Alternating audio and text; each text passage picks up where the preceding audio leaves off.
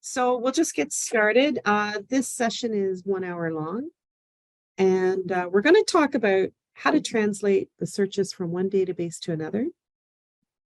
I'm going to focus on primarily the OVID databases, because even within the same framework, the same database platform, the same searching platform, there are some differences between databases, and this will help illustrate what the differences are between not just the OVID databases, but some of the other databases that you might need to use. So as Christine Neilson is the nursing librarian, she's helping me today on the Zoom. So thank you very much, Christine. Maylin Lay is one of the other librarians here at the Neil John McLean Library. We're working on knowledge synthesis and systematic reviews, the teaching workshop series together. And of course, I'm Janice Linton. I'm also a librarian here. That's my email address if you want to follow up and contact me.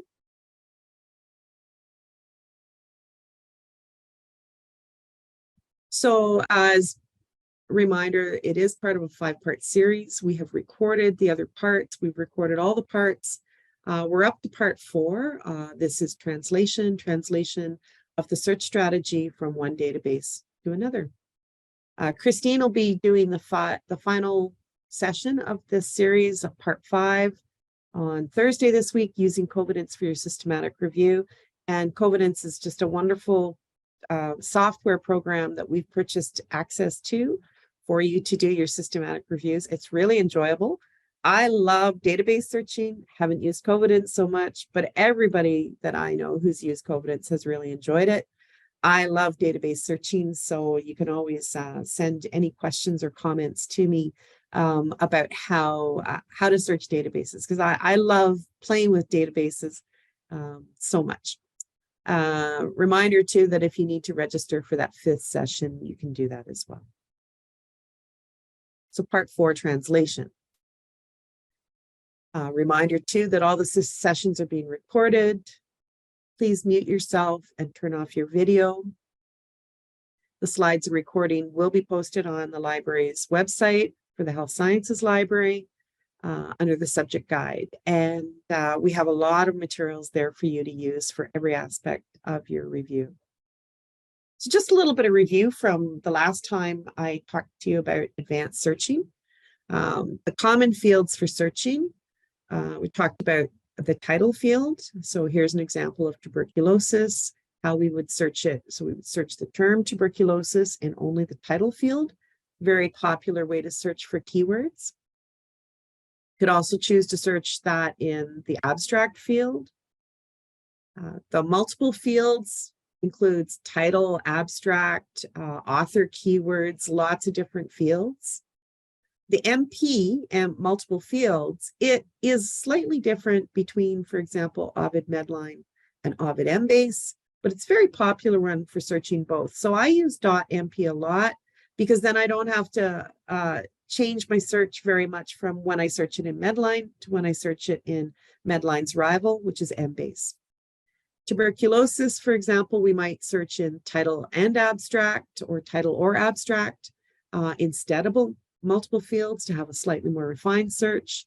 And of course, we would always search because we're doing systematic reviews, we're doing top quality work here. So we also want to search tuberculosis, for example, as a subject heading. And that's, you can tell this when you're looking at somebody else's search. If there's a slash and they've used OVID Medline or the OVID databases, that indicates they used a subject heading, whereas the .TIAB or MP, for example, those are keyword searches. So once again, a little bit of a review on looking at Canada, for example. How would you differentiate between if you exploded the term Canada or you focused the term Canada? So here's Canada here. This is an example of the hierarchy of the subject heading list. This is why we use a thesauri or thesaurus.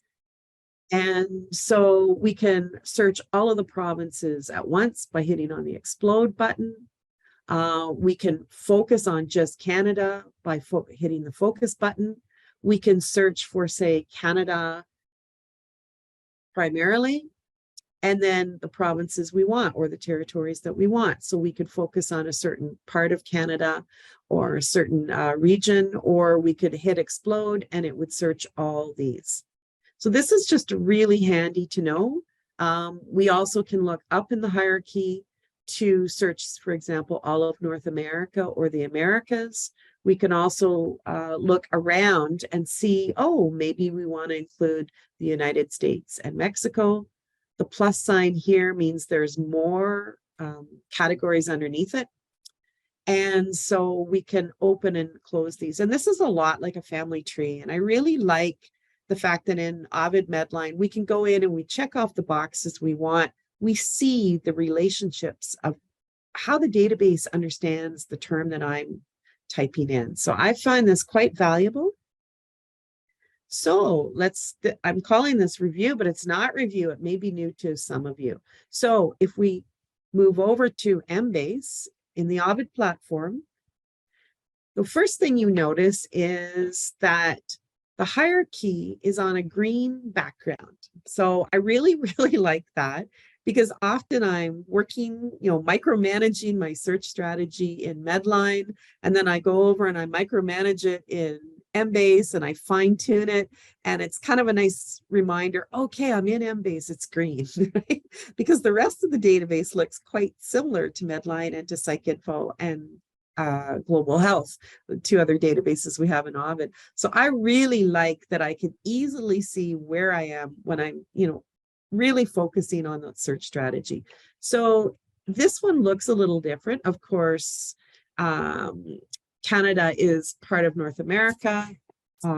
We have narrower terms for Canada. We can still explode it. This is the explode button, focus button. So it's the same as in Medline. There's always an information icon here. If you say, well, I'm not sure what the term means. Does the term Canada mean the same thing to you that it does to me? Click on the information. And this is really handy in medical terms because each database is quite different. And it's really important that you look around at the information and the hierarchical relationships between terms.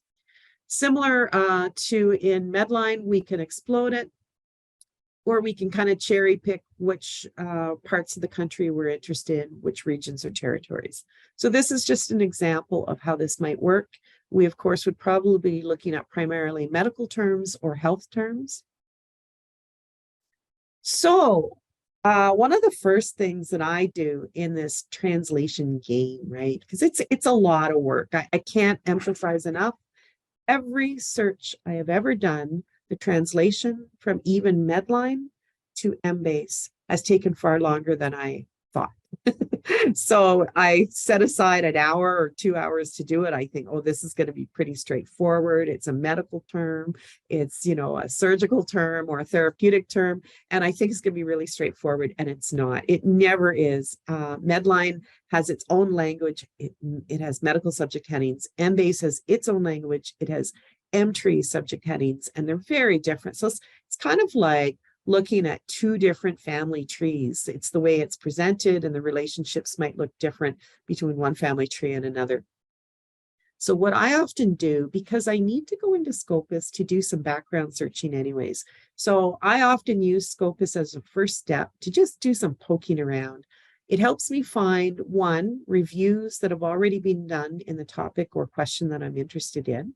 So I can do an article title search of the word review, and then I can take a couple of the topics that I'm interested in. So I'm interested in nursing education for palliative care. So I just, started out with a couple of terms here.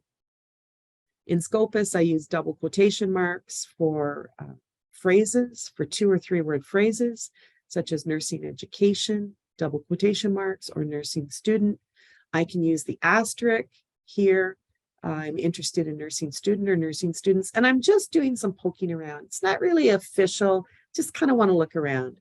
So I'm only looking for reviews. They could be narrative reviews, scoping reviews, systematic reviews, realist reviews, rapid reviews, living reviews, could be all different kinds. I'm just looking to see how other people have done searches with similar topics.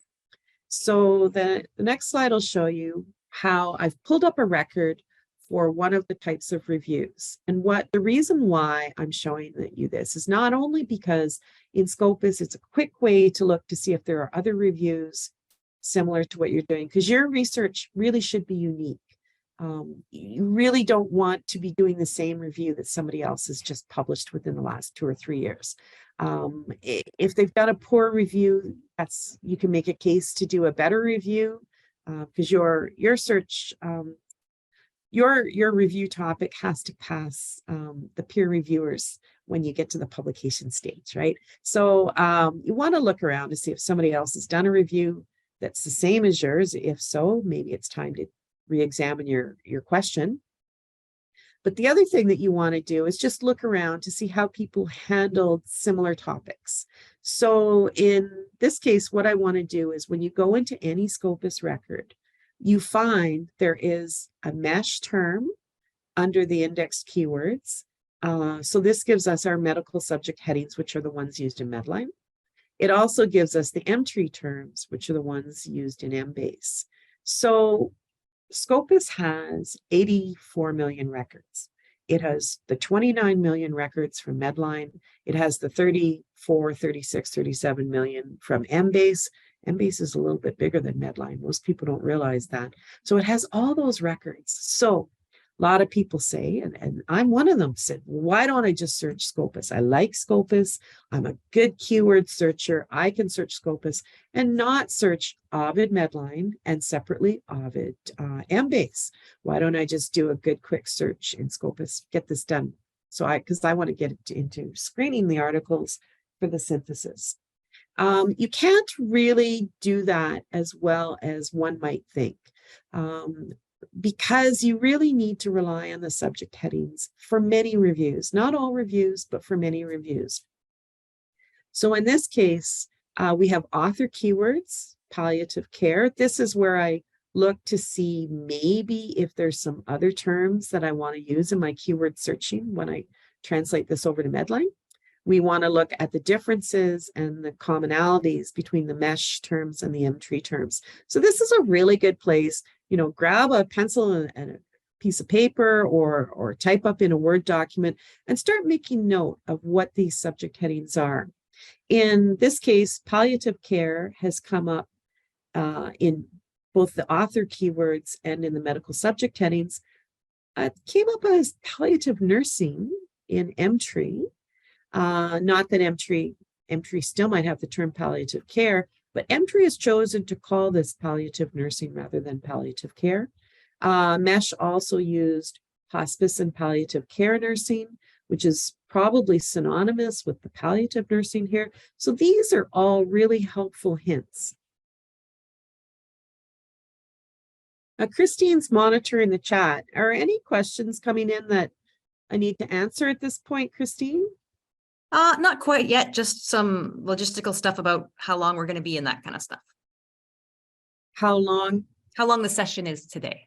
Oh, yes, right. Okay. We'll be done by 1. Thank you. So the other thing that I want to do is like scoping, or Scopus is a kind of a launch pad. So this, once again, is the record that I just showed you, the bottom half with the index terms. This is the title. So if I was doing a title search over in Medline, you know, palliative in the title as a keyword, nursing education as a keyword might be helpful. The other thing is you get some related documents as well. So one of the things that I sometimes do is I'm helping someone with a search and I say to them, do you have any examples of articles that you're looking for? Like, what types of articles are you thinking about when you developed your question, your research question? And they'll hand me 2 or 3 articles, and this is really good. So what I do is I often look for the record for those articles in Scopus. So in this case, somebody handed me a paper and this was the paper. So I looked up the Scopus record to find those index terms quickly. And also just to find a copy of the article.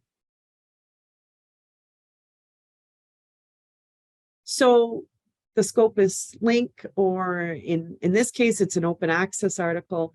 I just Googled the title across the internet and I picked up the BMC palliative care article. It's open access. So there's the article that corresponds to the record over in Scopus. And why would I do that? You know, don't I need to go over into Medline first, you know, to do the systematic search? And the reason why I did this is to show you that for my experience tells me that for me, it's better to go and get the article from the publisher's website. There's many ways we can do that. This is an open access example, because not only do I want to read the article, I want to see what their methods were, because they're doing a scoping review, I'm doing a scoping review. They've picked nursing education and palliative care. I've picked nursing education and palliative care. They've picked simulation-based learning, which is not related to my topic, but that's okay. And they're focusing on postgraduate nursing education. I'm focusing on undergraduate nursing education as well. So I want to look at how they, and it's a really good journal. The PMC journals publish a lot of reviews. They're very picky about the reviews that they publish. So that's a good, and that might be a place where I actually might submit my review for publication. So there's a lot of value to me finding this on the publisher's website. The other thing is, not only is the full article of use for how I might structure the review that I'm going to write, but also, so there's the structure of the review. I'm looking for some supplementary information. I know that they needed to publish the search strategy that they used for a topic similar to mine in the review. So this is why I go to the publisher's website. I'm looking for supplementary information. It's not always called the same thing. In this case, it's called supplementary information. Might be called additional files or additional information. In this case, I clicked on the availability of data and materials first until I found the supplementary information was the file I'm looking for. So a couple things else that so here is additional file. They called it supplementary information, but they changed. So it's under supplementary information, additional file, appendix 1. Deviations from the protocol. That wasn't what I was looking for in order to get some ideas of what to do for the search strategy, but I might look at that to see some information that they've provided. But here I want the search histories, because I want to know, what did they use? They had palliative care, they had nursing education. What kinds of terms did they use in their search strategy? So here's the example of the Medline search that they included in the publication. And this is really important for you to note, because once again, just reinforcing some of what we've already taught you, you really need to track and have an exact copy of your search. You need to have that for each of the databases that you search. So if you search 3 databases, you need 3 exact search strategies. If you search 6 databases, you need 6.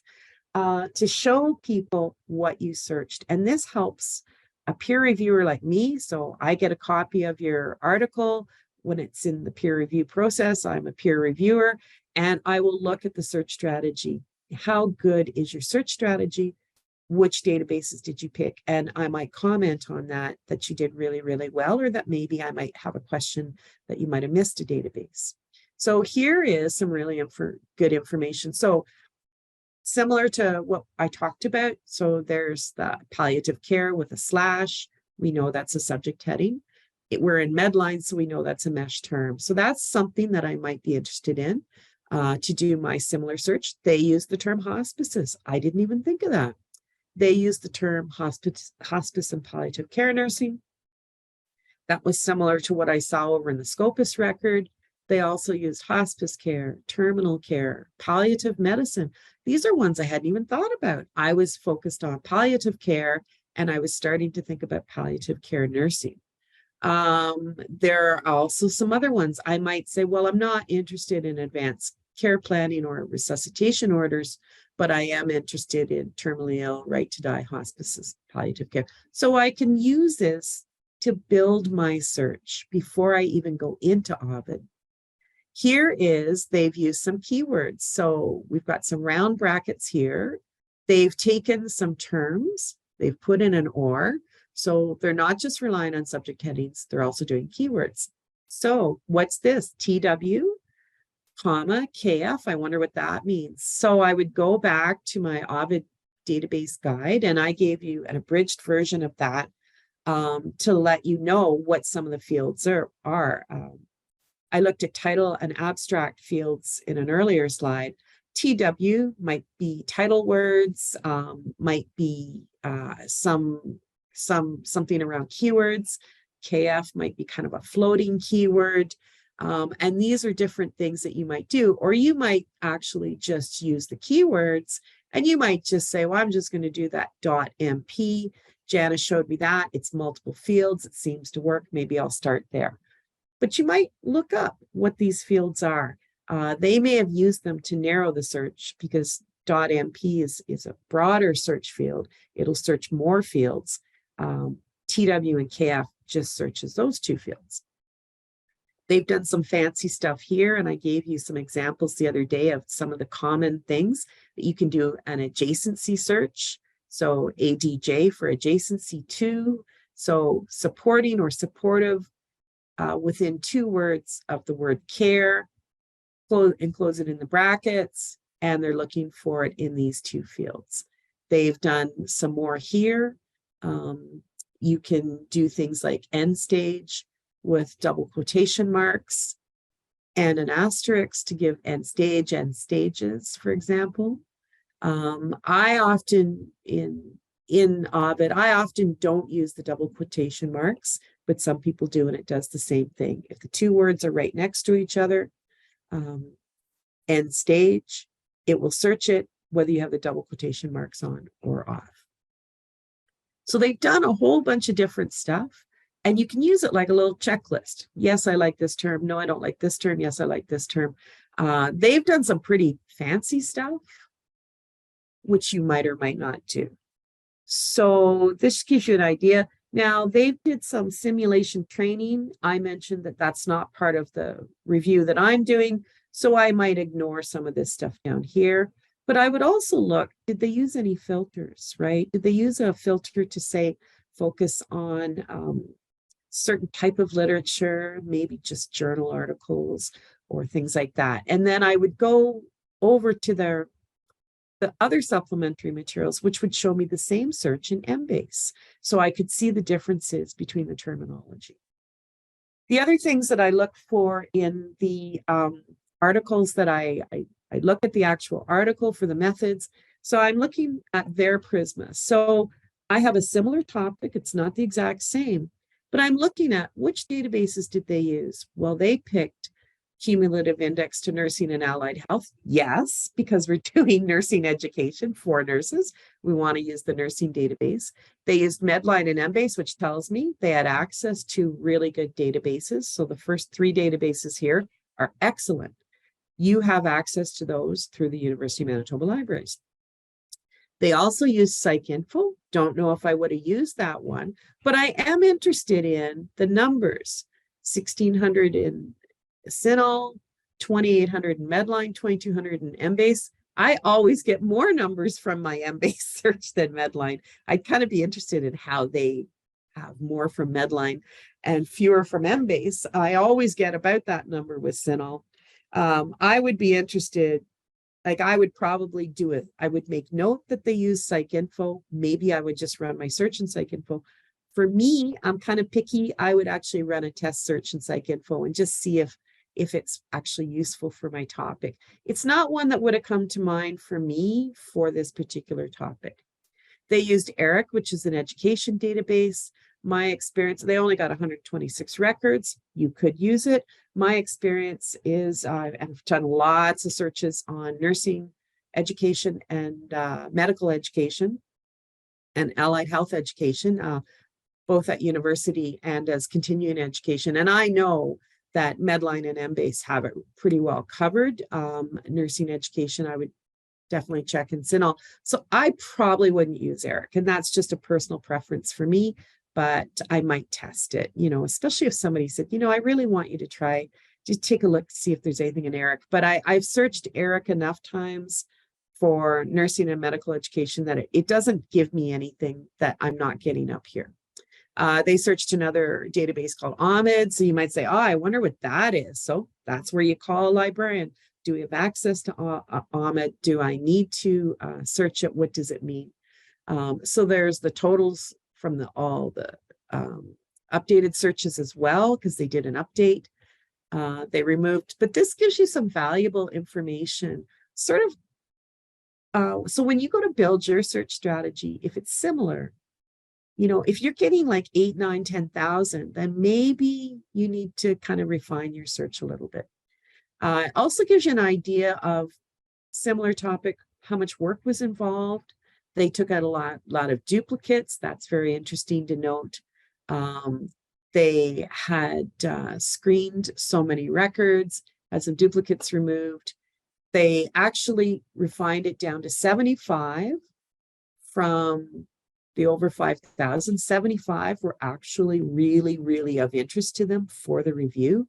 And so those are the ones that they looked at full text. So the screening was lots, 5,000. That's a lot of records to screen for 2 or 3 people to screen, depending on your methodology. But the title abstract screening or titled screening and then title abstract screening goes quite quickly. So the 75, that's a lot to look at full text to extract the data. They started excluding them. It's very important to see what their exclusions criteria was. This is very interesting as well. You might have similar exclusion criteria, or you might say, well, that's okay. It's good to see their exclusion criteria, but maybe ours is either different, or maybe I want to phrase these different, like wrong participants. Is that really how I want to phrase that exclusion criteria? And then 10 articles actually made it into the analysis for the synthesized review. So that's of interest as well. So kind of gives you an idea of how much the work's going to be. So we're going to talk a little bit about which databases do I pick, right? Talked about using Scopus for background work. Some people might use Scopus as well for one of the searches that they do for the analysis. I did one in medicine last night. It was surgery. It was a surgical intervention. It was very, very, very, very specific. The person who came to me was a surgeon and said, I'm interested in this, and that's it. And they wanted to do some synthesized information. So they were doing a systematic review. So I looked in Scopus anyways, just to do some poking around, make sure that somebody else hadn't done the same or a similar review recently. And the team is able to decide if they want to go forward based on that information. And then I did a Scopus search anyways, because it was very easy, because almost all of the topic was pretty much about, it was a lot of keywords. It was very simple concepts, and it was a specific device, a specific trademarked device. So it was pretty simple to do. But I went in and I did a Medline search, and I went over and I did an OVID search, and I used the subject headings that were available. In this case, it was aneurysms. And then I used keywords for the name of the device. So I searched three databases, similar terminology, and it was a fairly simple search. I can do a scoping review where I have to search Medline, I have to search Embase, I search Scopus, I need to search Synol because it's nursing, and I look around at maybe I don't have to search PsycInfo. So it kind of depends. It just depends on, is it a systematic review or a scoping review? Is it medicine or healthcare? Is it healthcare services? Is it nursing? Is it allied health? Is it pharmacy? Those types of variables kind of guide you into what database to pick. So as I mentioned in the earlier slide, sometimes I look at other people's reviews to see what did they pick, what did they leave off. Maybe they did a good selection of databases, maybe it was poor, right? But I can go and talk to some librarians here and find out what their opinion is, and take all that information together and decide which ones to search.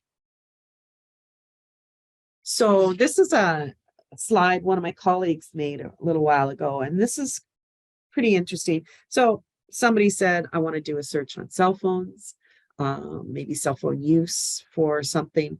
And so here's the difference between Mesh for Medline or PubMed use the term cell phone. That's their subject heading.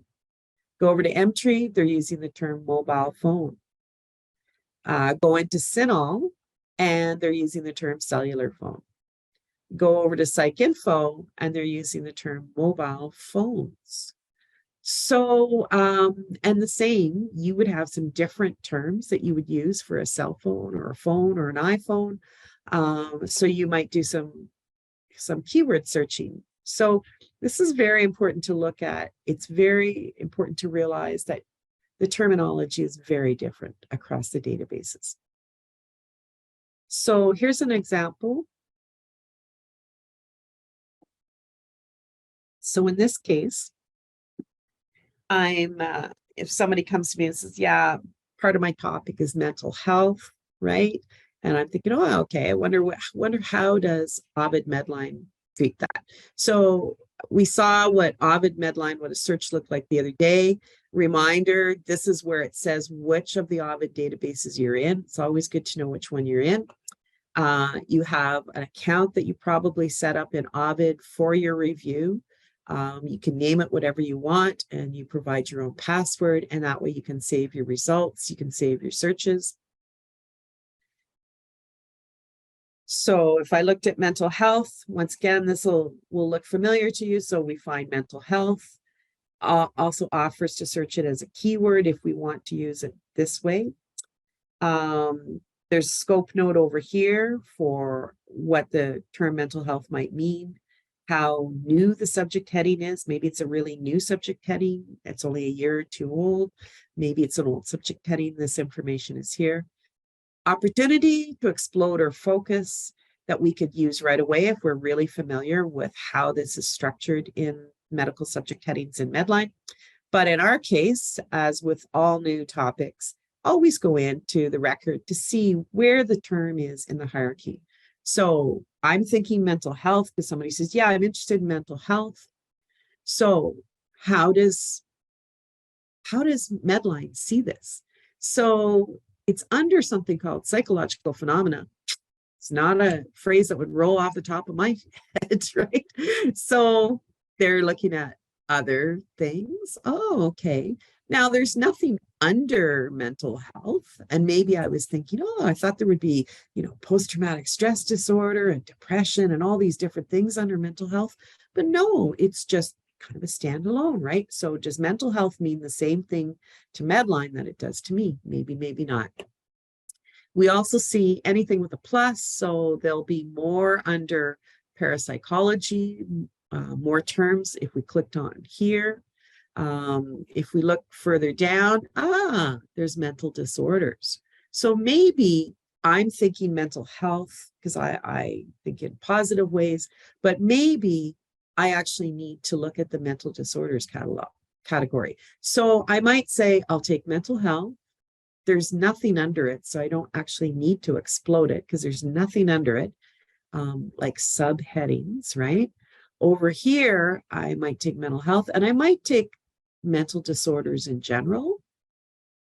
I might pick and choose which ones I'm interested in. And I can, like I say, I can click on the plus and find out the different types of anxiety disorders. So maybe I'm interested in mental health, maybe mental disorders, or maybe just mood disorders. And I might tease that out with the plus sign. So if I teased out the subcategories under mood disorders, oh, there's bipolar and related disorders. Now, it's not many there. It's a broad category. It might be new. There's more. I can click on the plus to find more underneath it. But under mood disorders themselves, there's the bipolar and related, the depressive, and this other disorder. When I go under the click here, maybe it's bipolar disorders that I'm interested in. So maybe it's mental health is what I thought I was interested in. But actually, when I start to see how many, because you're also looking at the numbers here, how many records there might be. Oh, maybe I'm really interested in bipolar and, you know, some other disorders related to that. So in this case, I'll take mood disorders, just the general mood disorders. But I'm interested in the bipolar disorders. I'm also interested in some of the depressive disorders, maybe not all of them. And this is where I really want you to see this visual. This is the power of the subject headings. This is why we talk about mesh till you're tired of it. Like, this is why we do it, because you can pick and choose, so you get higher relevance, so you get fewer records to screen, because you've done this work up front. You've done this extra work to look and find out what the subject headings are. And remember, you need to do that across every database that you're going to use, because they're going to be, this is where they're different. The portal to go into OVID is the same across Embase, PsycInfo, Medline, and Global Health, but the subject headings are different. And this is where you can really pick and choose. And it also really helps you with your inclusion-exclusion criteria. It helps you with formulating the question up front. You know, this is all good background information to help you with that Prisma checklist that you're working on. So here, this is what it looks like, of course. So all I had to do was check off a few boxes, yay, oh, yay, the ones I wanted. And look, it typed all this out for me. So I didn't have to worry about, oh, why is it double quotation marks here, slash here, or this or that. I didn't have to type all that out. I don't know about you, but I'm not a great typist, but checking off the boxes really worked for me. So this worked quite well. So maybe I'm interested in cognitive therapy for these certain conditions. And once again, I would jump in and look at where cognitive therapy is on the list. And I might be interested in related therapies. I might only be interested in cognitive behavioral therapy. I've chosen to explode this because I'm interested in these as well. This looks of interest. I clicked on the information of what was cognitive remediation. That seemed to fall within the criteria for what I'm looking for. So I checked that box off too. So here we've got the one with the subject headings for the mental health disorders. And this is really good for mental health, psychiatry, lots of different examples of where there's really complex variations in medicine, like diabetes and radiology and all kinds of different things where there could be all types of different terms that we hadn't thought of. So this is where the power of the subject headings are. Here we have an exploded term, a term that didn't need to be exploded. Now we're going to do some keyword searching. So I'm doing cognitive adjacent within 3 words of behavioral therapy or therapies. I chose to search it in MP. Then I'm a simple searcher. So I did cognitive adjacent 3 behavioral therapy, and I spelt behavioral the way the Americans do. Up here, it's the way the Canadians and the British might. So I did this very simple. I'm very, very, very simple in my searching. I use a few keywords, not too many fields. I pretty well stick to the basics, and I use those subject headings. Christine, if she did the same search, she might have done something a little fancier for the cognitive adjacent 3 behavioral therapy to address the change in the difference in spelling here. There's a character you can put in so that you can just type this the once with a little character in here. Can't remember which one it is off the top of my head, but that would do that'd be a bit more advanced search. And I want to emphasize too that, you know, 2 people can have 2 different search strategies for the same research question. And the search strategies can look a little bit different or a lot different. One might be more sophisticated. One might have used more filters. Databases might have even been slightly different depending on what's available from or to the research team. So you can have variations in the search. There's nothing perfect in searching. It's really about doing the best search you can with the tools at hand, and usually running it past somebody else, you know, talking it over with somebody else on your team or a librarian. And as I mentioned, looking at other people's searches from the literature for other people that have done reviews. So Christine and I might do slightly different searches, but in the end, the team might have ended up with those 10 articles for the analysis, similar to the example that I showed you earlier. So this is what your Medline search is going to look like. So this is, you click on your history and this is what you get. Janice, Yes. sorry to interrupt. Yeah. I did want to interrupt, I guess. So you're talking about how different people search different ways. I just wanted to point out that when you're doing a review, you don't have individual team members doing their own searches and then pooling results. You have one search, and like you might collaborate on that search, but you have one final search that you would do in each database. Yes, that's a really good point. Yeah, I was speaking in general terms. Christine, that's a really good point that not everybody on the team needs to do the searches. People might collaborate and one person actually does the typing in of the searches to get the best search possible. So thank you very much. Thank you. So this is all just putting, Christine, put the evaluation link in when you get a minute. And just a reminder too, that this is where the subject guide for the Neil John McLean Library is. And this is where a lot of the tools and the tricks are under knowledge synthesis or systematic reviews. And what I want to do is open up, and I don't usually do live searches. Can you see my OVID screen, or can you still see my PowerPoint? Right now it is still the PowerPoint. Okay, so I'm going to share an OVID screen, and I'm in Embase.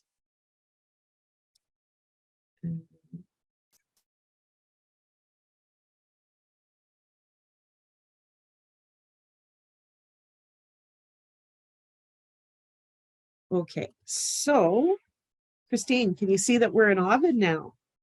You bet. Okay, just going to do a translation, and I know we only have about 15 minutes left.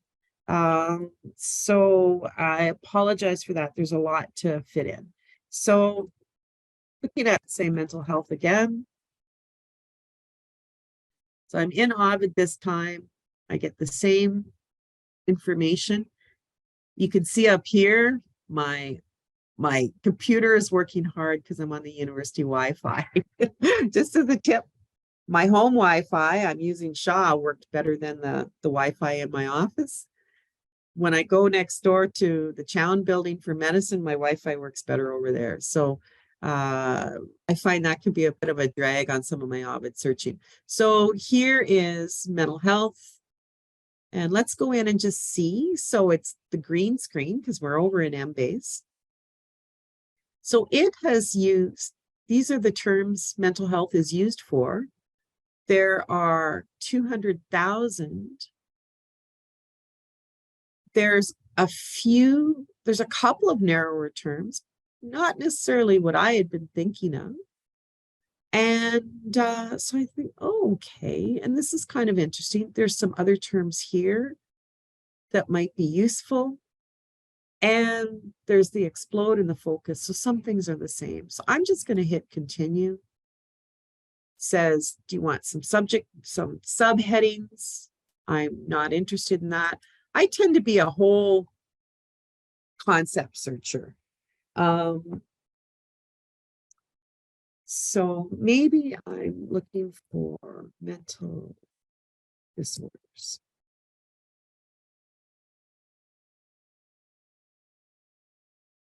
As a general rule, what I do is I take my, oops, see, it just needs to pause for me. I'm going to go back to the search.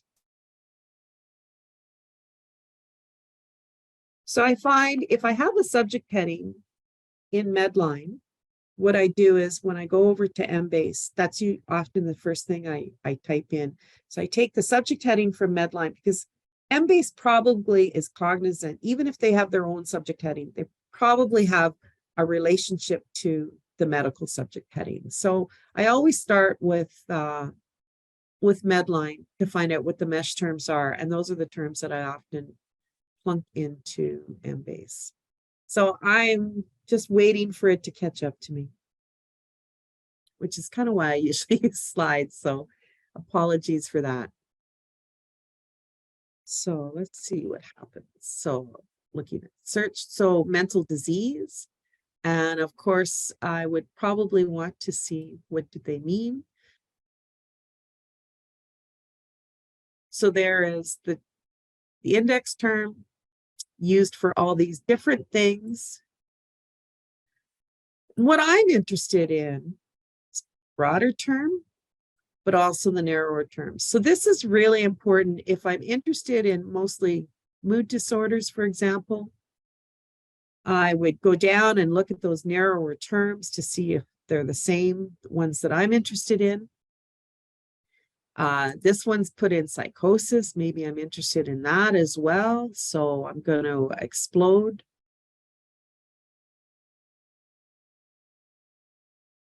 And this is where I find it hard to see. So I have a ruler next to me usually, and I explode the mood disorders, right?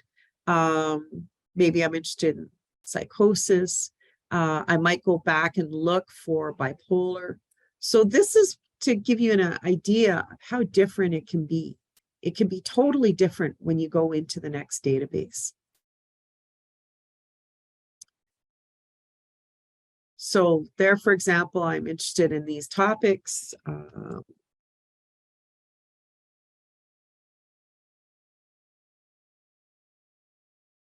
I'm just going to wait for that for a minute.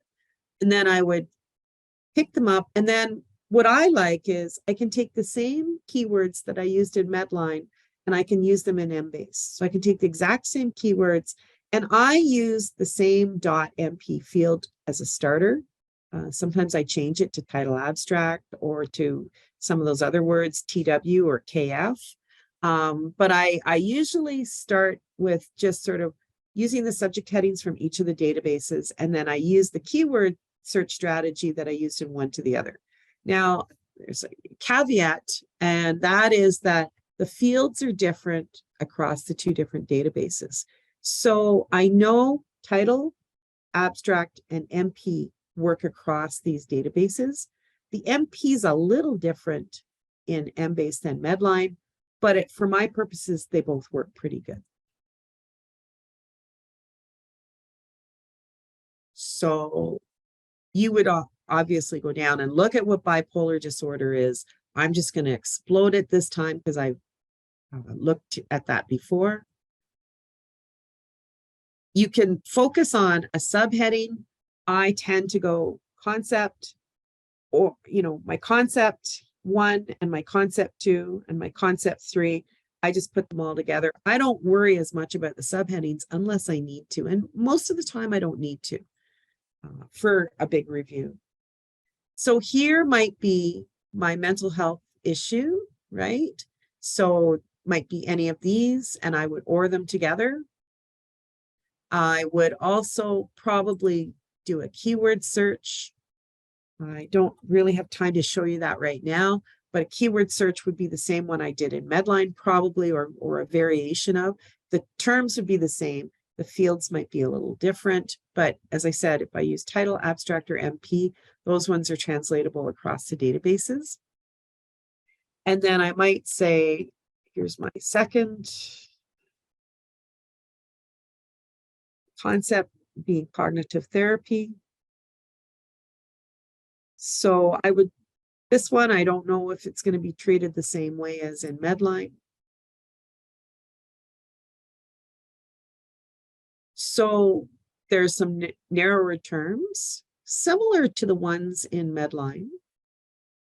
And in fact, they have cognitive remediation therapy is actually a narrow term under cognitive therapy. And if we think back to Medline, it was a kind of a related term. It was in the same area, but it wasn't actually a subterm. So that's kind of interesting. So I'm interested in this. I'm going to explode it because I am interested in all this, and I might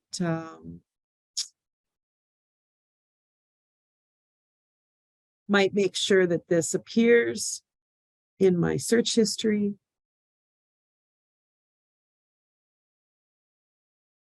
So as I said, I would do the same keywords.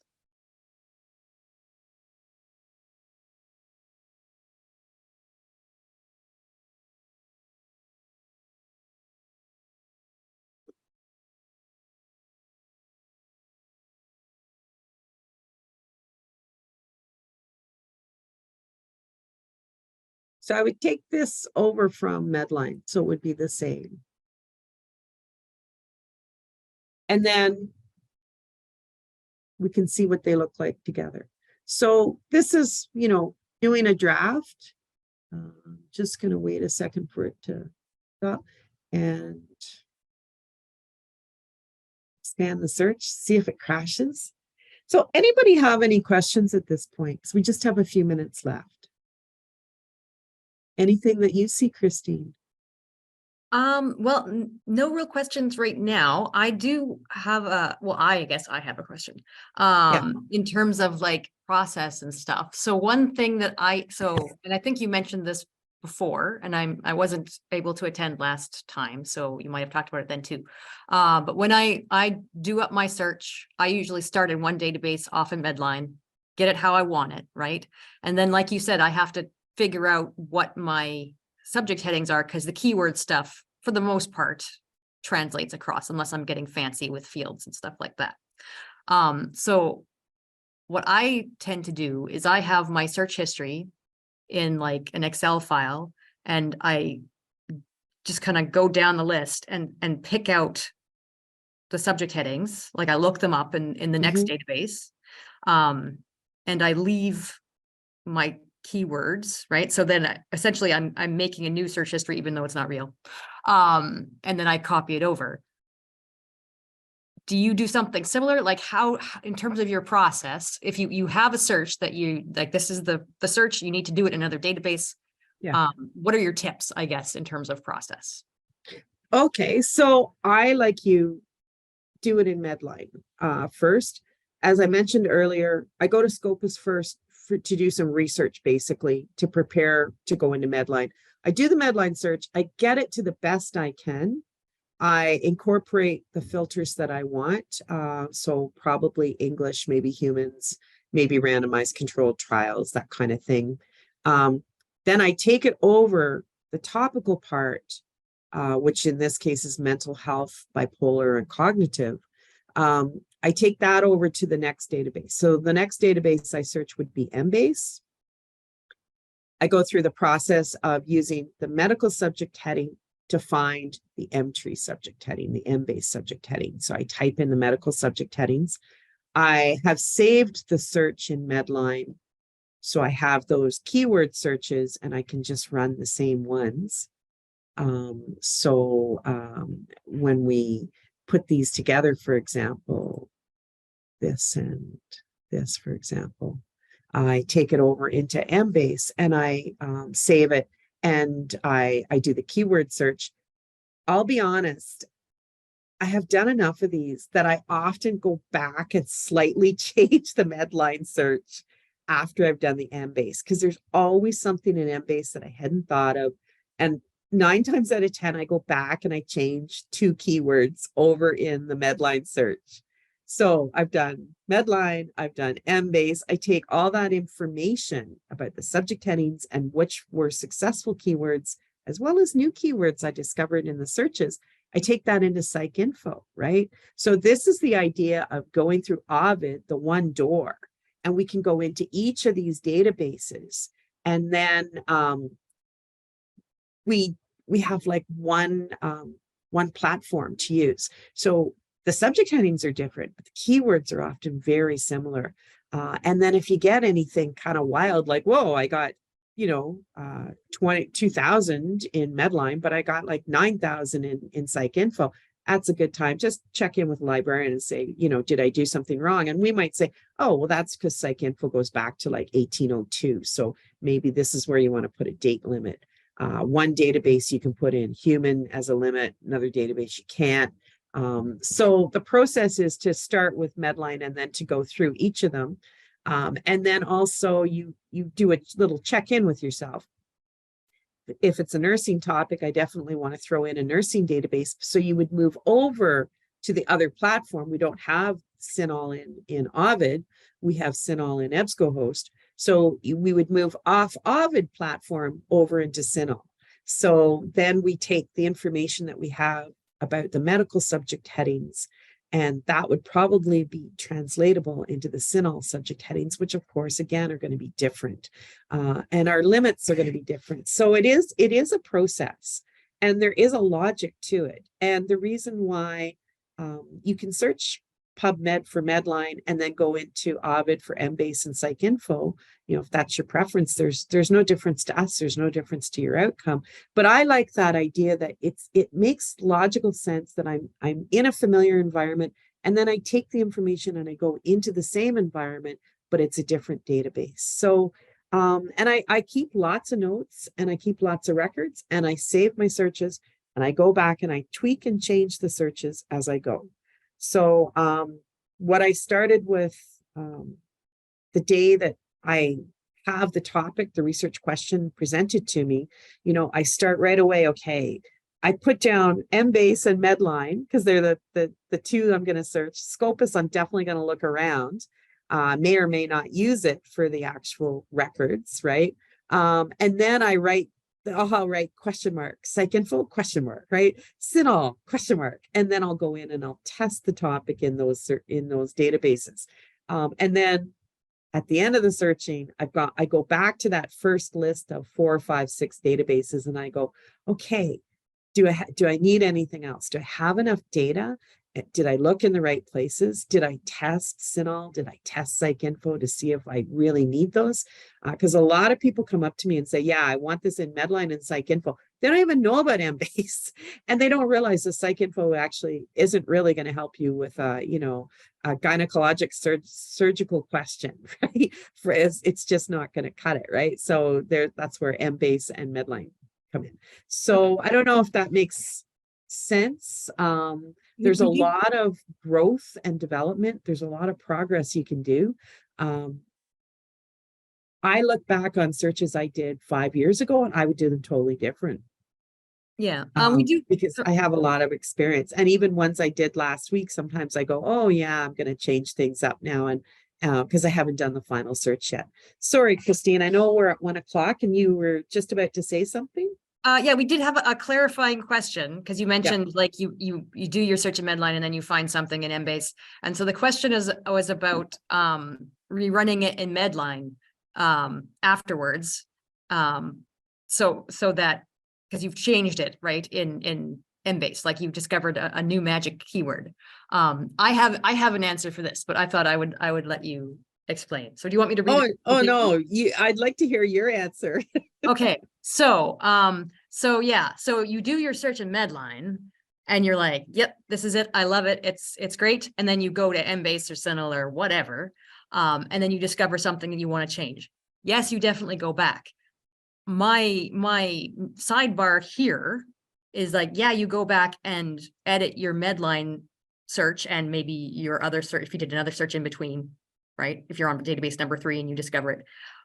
But when you are developing and doing your search, like I save them, I don't gather the results immediately and then go on to database number 2, right? So I run them all at the same time after they're all finalized in all the databases I'm going to use, right? Does that make sense? Oh yeah, and that's exactly what I was going to say in a slightly different way.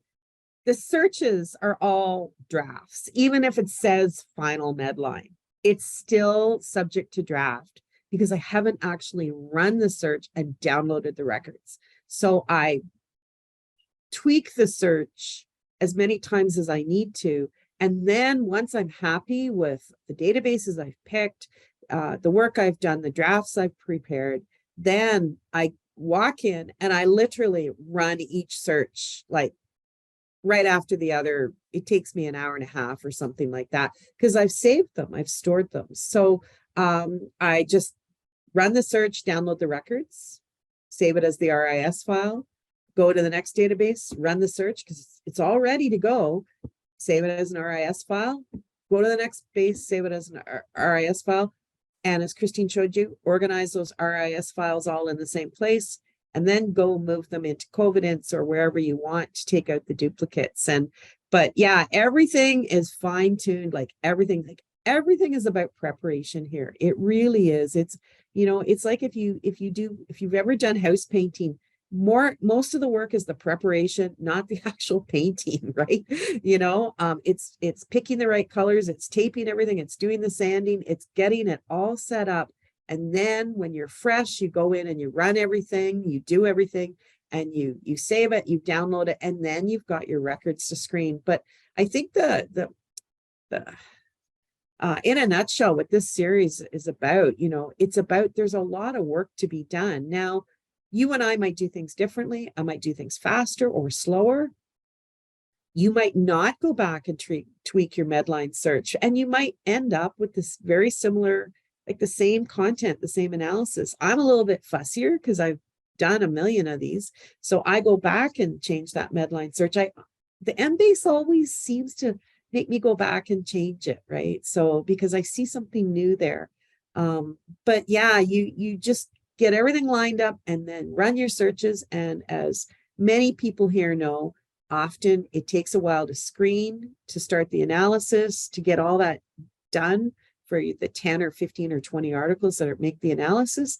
And you may need to rerun the search. So everything's, once again, it's ready to do. You can rerun to find the new records, that have been published in the last 12 months. If it's taken you 12 months from the day you executed the search to the day that you're ready for just to run a search to see if there was anything else, everything is all set up, but it's all that prep ahead of time.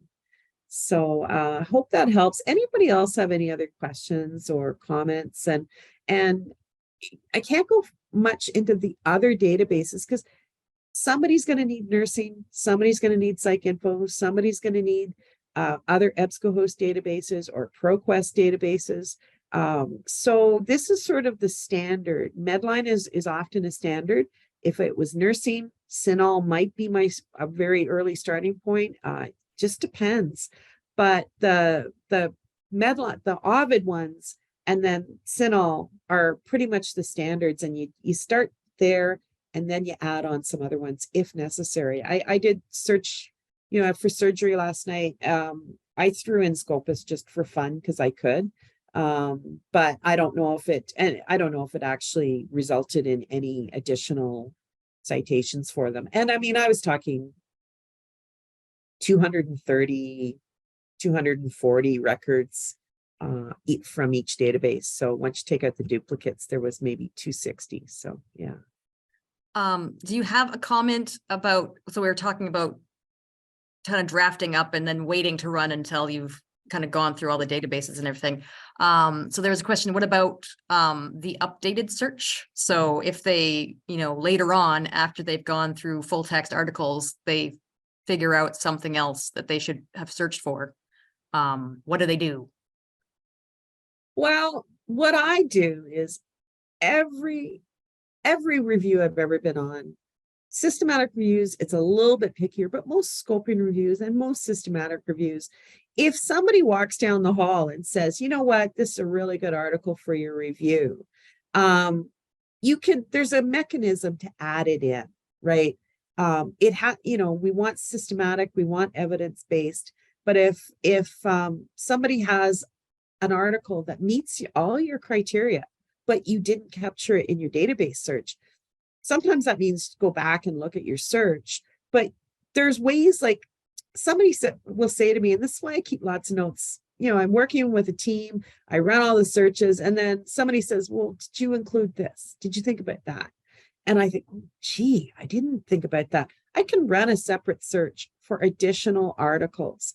And in the Prisma flow diagram, there is sort of an area for additional articles. You might find them by looking at reference lists. You might find them by doing an additional search. You add it into your covenants and maybe it's duplicated already, or maybe it's not. There is a mechanism for adding in a few extra things, but the core of this is the systematic search in order to do a systematic review. And I hope that answers that.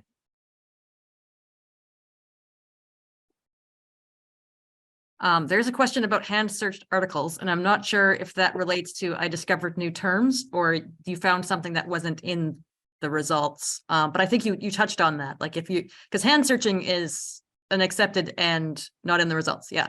Hand searching is something that if you're being thorough, you're supposed to do, right? And there's a column for, not a column, there's a section for that in your Prisma, right? So you're doing that as a fail safe, right? Like just in case you didn't find it in the search results, that's why you're doing the hand search, right? For some reason it didn't show up. So that's fine. You would mention in your methods that, you did the searches in these places, etc. You also did hand searching in these key journals. And in your Prisma, it'll say, this many results from here, this many results from there. And hand searching is one of those categories, right? Yeah. And just for anybody who doesn't know what hand searching is, because it's an obsolete term, it's kind of like flipping through tables of contents in your favorite journal, right? In medicine and nursing, you often don't need to do that specifically in those disciplines. However, there may be cases where you do want to include a special issue, theme issue on palliative care nursing, for example, that isn't indexed, right? I know in Indigenous health, I have about a dozen journals on a list that they're not reliably indexed, or only half of them are reliably indexed in Medline, Cinol, and Embase and PsycInfo. So I talk to the team and I say, okay, out of these 6 or 8 journals that are not indexed, here's the 2 I would recommend that you actually do some hand searching. They can flip through the tables of contents. I can teach them how to do a search of the tables of contents, but it's to ensure we always have Indigenous voice from scholarly journals that are, for one reason or another, are not indexed in the major databases. So there are always sort of reasons why you might look for some other articles elsewhere, but I want to emphasize, like, don't say, oh, I know we should look in this particular nursing journal and flip through it. If it's well indexed in the nursing database, just make sure you use the nursing database. Like, you don't want to rely too much on hand searching or flipping through the journals. And you don't want to duplicate the efforts, because the databases, the searching really takes out the idea that you have to do a lot of browsing through books and shelves of journals in the library. This makes it your systematic review, your systematic searching much more thorough, much better, much easier on you. And then there's room for those occasions when you say, yeah, we need to look at a couple of journal runs that aren't indexed well, or special issues or something like that. So is that clear? Is that clear enough, Christine? I think so. We always try to do the best possible search, but it's not possible, right? You know what I mean? Like, nothing is ever perfect 100%. So those, like you said, doing citation chasing, doing hand searching is a supplement to, it's like a safety net, right? As a just in case. Oh yeah. And it depends on the topic, and it depends on so many things. And I always also look at, because I work on huge scoping reviews where, we could get 80,000 hits if we're not careful, because the question isn't really refined, right? And so I look at, where do we have enough evidence? And I've said to many a team, okay, let's just and they'll say, oh, maybe we should search over here and there and there. And I have to do all this work to sort of find out whether we should search over there. What is the evidence to say we should search that database or that database? Because it's not just commercial databases, it's also publicly available databases on the internet. There's lots of them that we might want to hand search or not, right? And so you have to look at you know, how much evidence, like, do we have the evidence we need to do a really good knowledge synthesis of the topic and to answer this research question? Like, what is the evidence? And so, yeah, you really want to know what you have to work with, and you want quality evidence too. And quality is sort of dependent on, you know, do you need clinical trials, or do you need qualitative data? You know, your quality for each one is different too. So anyways, we could discuss this forever. Honestly, you got two nerd librarians right here. And honestly, like, I love slicing and dicing databases. I love testing things. I love going out and looking at other databases and say, do I need this database? Do I need to search it for this particular question? And you have to balance, like, what's reasonable within the time span of a year or so, and what and what's not reasonable, you know, because, like, I can search extra databases. I search PsycInfo if people ask me to, but I had an occasion recently where I didn't think it was going to work. I ran the search in it. I did very good searching. It didn't result in anything that was useful. So I said to the person, well, the team can either decide to say, yes, we did search PsycInfo as well, and we didn't get anything. Like, you know, we got 17 hits, but they weren't very good, right? Or they weren't unique, right? Medline and Embase had them covered, right? Or we could just say, well, the librarian tested. Like, if the peer reviewer says, did you search PsycInfo? You should have searched PsycInfo. We can say, well, the librarian tested it and it wasn't useful for this topic, but thank you for your comments. So yeah, there's lots of different things that we could talk about. You have a great team of librarians. So you can come to, like, when I have a pharmacy question, I go to a pharmacy librarian and I say, you know, I'm building this search. Can you just kind of help make sure that I'm doing everything that I need to think of? Because our databases change, things change all the time, and you can't always anticipate a scenario. And all you have to do is write it up and make it visible and accountable in your methodology.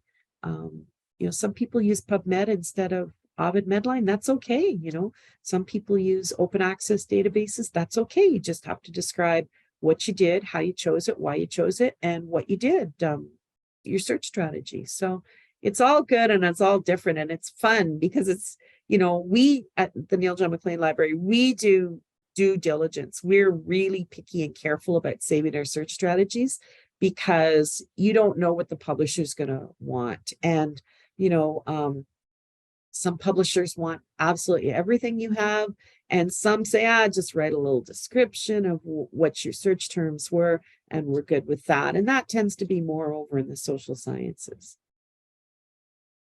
So any other questions, anything I missed? And I know there's a lot to bring in, a lot to think about, and a lot more that each of you are going to do as you work on your reviews. We just have a bunch of thank yous. I know that we're a bit over time and some people have had to go, but positive comments in the chat. Well, thank you very much, everybody. And I hope to see you again. We're going to march through COVID on Thursday, and you're welcome to contact us. Absolutely. Thanks, Christine. Thank you, Janice.